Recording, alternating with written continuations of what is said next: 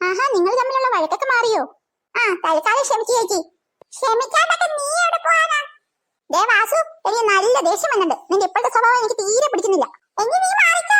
നിന്റെ സ്വഭാവം മാറ്റുന്നതായിരിക്കും നല്ലത്. ആ, തുടങ്ങിയ രണ്ടും കൂടി. ഇല്ല ചേച്ചി, ഇനി ഒരു വഴക്കില്ല. ഞാനും വഴക്കിനില്ല. ചേച്ചി, ബാഗ് അമ്മ ഒന്ന് എടുത്തിട്ട് പോയത് നന്നായി. ഓ ഡാർ, എന്റെ ബാഗ് നിന്റെ വീട്ടിലാണല്ലോ. അതിന് എടി മണ്ടി, നീ അവിടെ പോയി അത് എടുത്തിട്ട് വേണേ വീട്ടിൽ പോവാൻ. പിന്നെ അല്ലാതെ നിന്റെ വീട്ടിൽ കൊണ്ടുതന്നോ? ചേട്ടാ, എടി നിന്റെ വീട്ടിൽ വരുമ്പോ ഞാൻ മടുക്കും. അപ്പൊ ചായയൊക്കെ കുടിച്ച് പയ്യെ പോവാം. കാര്യം.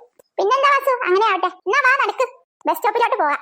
ഇന്ന് മഴയില്ലാത്തതുകൊണ്ട് എന്ത് സമാധാനം. എടാ, അടുപ്പിച്ച് മഴ പെയ്ത അവധി കിട്ടൂലേ? ഓ, അത് ഞാൻ മറന്നുപോയി. മാറി ചേച്ചി, ഒരു സംശയം ചോദിക്കട്ടെ.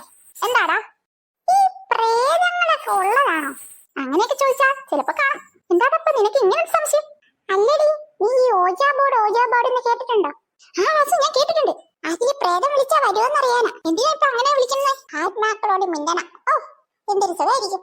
കുറെ വർത്താനം പറയാല. മര്യാദ തന്നെ നിർത്തിക്കോ. എങ്ങോട്ടേ പോകുന്നേ?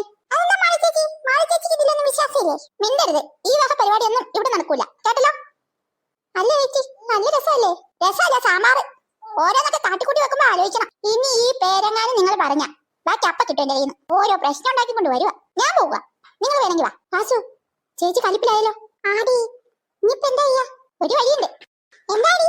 സൺഡേ വീട്ടിലോട്ട് വാ, നമുക്ക് ഓജ ബോർഡ് കളിക്കാം. അപ്പൊ ചേച്ചി അറിയില്ലേ, ചേച്ചിക്ക് ട്യൂഷൻ ഉണ്ട് 10:30 വരെ. ആഹാ, എന്നാ ഇത് പൊളിക്കും. നമുക്കേ അവൾമാരെയും കൂടി വിളിക്കാം. പിന്നല്ല, മൊത്തം വൈബ്, പ്രേത വൈബ്.